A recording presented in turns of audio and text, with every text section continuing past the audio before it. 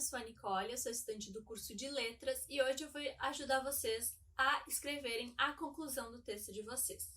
Então, a conclusão, ao contrário do que muita gente acha, ela não é um espaço onde tu vai simplesmente repetir as ideias que tu já trouxe ao longo do texto. Ela é um espaço de encerramento que tu vai acrescentar algo ao texto. Pode ser a retomada da discussão, mas ela deve ser feita de forma inovadora, que não se limita apenas a repetir o que já foi dito. A gente pode pensar que tipo de lição a gente quer que o nosso leitor leve do nosso texto e acrescenta ela na conclusão, como se fosse uma moral da história. Eu trouxe para vocês algumas conjunções conclusivas que vocês podem usar no texto de vocês, assim o leitor vai olhar para essas palavras e vai entender que vocês estão encerrando, concluindo alguma ideia. Por exemplo, portanto, em virtude de, logo, dessa maneira, com base no que foi apresentado por isso. Então, vai ser muito bom para o texto de vocês se vocês conseguirem usar alguma dessas conjunções. Então, agora eu criei uma conclusão com base no que foi apresentado na introdução e no desenvolvimento feito pelas minhas colegas, que vocês já viram. Então, a gente vai analisar como foi o meu processo de criação dessa conclusão, tá bom?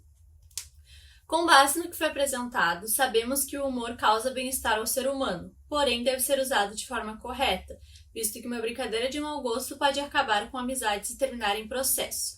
Com isso, a escolha do tipo de humor a ser utilizado, tipo de brincadeira, não deve ofender alguém ou apontar algum estereótipo, visto que já passou da época em que esse tipo de brincadeira era aceitável. E se, por acaso, ocorrer esse tipo de brincadeira, faz-se necessário pedir desculpas a fim de mostrar que houve compreensão sobre o erro cometido.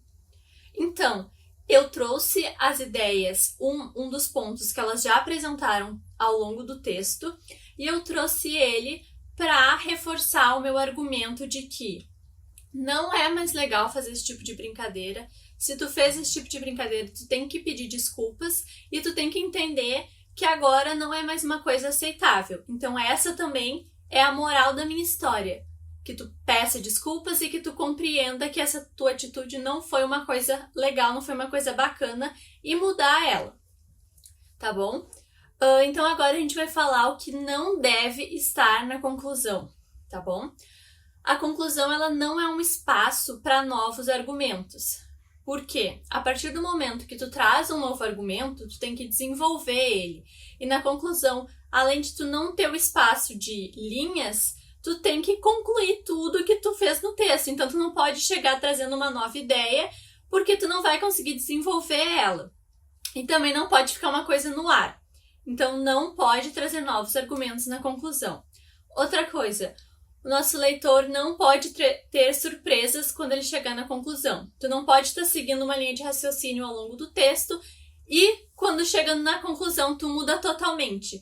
O nosso leitor vai ficar perdido, ele não vai compreender nada do texto, então não é uma boa ideia surpreender o leitor no final. Outra coisa, tu não pode deixar mensagem subliminar na tua conclusão. Por quê? A gente não está escrevendo um livro de suspense em que a gente quer deixar um gostinho de quero mais no nosso leitor.